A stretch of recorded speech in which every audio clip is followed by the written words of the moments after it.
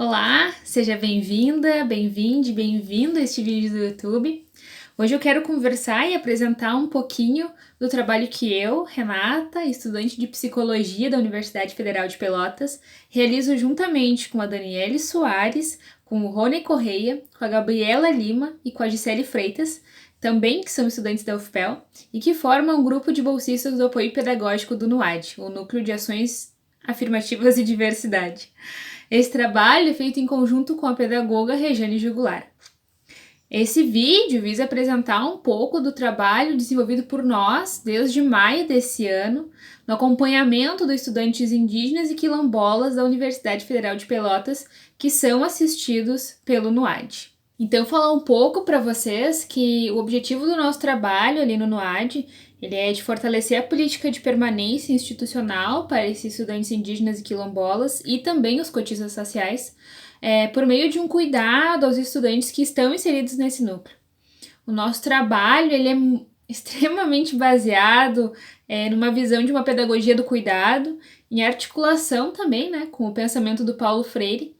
e o fortalecimento da escuta e do diálogo como uma forma de construção do conhecimento e do cuidado com esses estudantes. Vou contar para vocês que nós atualmente somos ainda bolsistas e o nosso trabalho começou ali em maio de 2021, quando a gente ingressou no NUAD através de um edital de seleção de bolsistas de desenvolvimento institucional. Então, a partir daí, nós dividimos os 74 estudantes indígenas e quilombolas entre todos que compõem a equipe do apoio pedagógico, Então, nós, 5 estudantes e uma pedagoga. Então, a partir disso, foi possível que cada um de nós pudéssemos utilizar, enfim, as mais diferentes formas de contato, como WhatsApp, e-mail, ligações telefônicas, até mesmo redes sociais, para a gente se aproximar desses estudantes, e criar vínculos com eles, que nos permitissem também compreender as demandas que eles necessitavam naquele momento e muito a partir dessa interação, assim, pautada na escuta, pautada nas demandas que eles traziam, a gente começou a elaborar fichas de acompanhamento pedagógico. Então, nessas fichas, elas têm os dados dos estudantes, com toda a relação com a situação acadêmica, onde a gente relata situações da vida, que são atravessadoras do processo pedagógico. Então, fica tudo registrado nessa ficha para a gente ter ali um documento que formalize, em certa medida, o nosso trabalho, mas que também seja onde a gente possa olhar para aquele estudante e tudo que a gente construiu com ele. Então, a partir dessas fichas, a gente realizou 74 análises do desempenho acadêmico de todos os estudantes, planejamos e ofertamos 9 encontros na sala de apoio virtual. Foram 3 ações pedagógicas complementares, que a gente chamou ali de rodas de chimarrão e rodas de conversa, e além de ter um trabalho muito contínuo, de contatar diretamente, a partir da escuta individual, aproximadamente aí 50 estudantes. E uma dimensão estrutural, assim, do nosso trabalho é que o acesso, desses estudantes à internet, porque a gente precisa perceber que a maioria deles, eles estão em suas comunidades, eles estão nas suas aldeias, onde a internet não chega, assim. Então, a gente não conseguiu, enfim, afirmar que se os estudantes que não nos responderam nos nossos diversos contatos, se eles não cursaram, ali o período que a gente avaliou, que foi o semestre 2020/2, e também nos justificaram a ausência das aulas remotas. Então, a gente não consegue compreender se eles configuram casos de infrequência ou de abandono, porque é isso, a modalidade remota e o virtual sendo o único meio de contato e de presença é bem complicado. Considerando ainda que muitos estudantes ficaram sem acesso à internet, a gente não obteve muitas respostas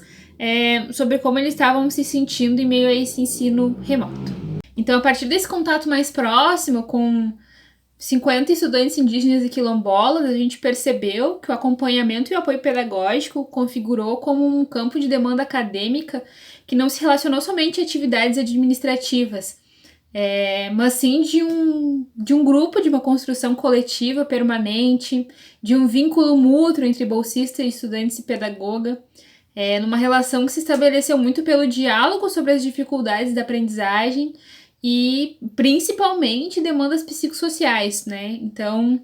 a gente observa uma prática constante, imprescindível para crescimento acadêmico, esse contato mais próximo e esse vínculo afetivo com esses estudantes. Porém, eu acredito fortemente que a gente não pode falar em trabalho de apoio pedagógico se a gente não considerar as questões sociais e psicológicas que atravessam o nosso trabalho, né? Não tem como ver um aluno como apenas demanda pedagógica ou demanda administrativa, apenas como um número de uma matrícula. Então, a gente ali no NUAD, né, na equipe do apoio pedagógico, é uma discussão constante do quanto os atravessamentos sociais impactam na formação desse estudante e no precisar ter um olhar diferenciado para ele, né? Porque a gente não pode fazer de conta que a gente não sabe de que os estudantes indígenas e quilombolas estão numa constante ameaça de perca do seu direito, que é a bolsa permanência, por exemplo,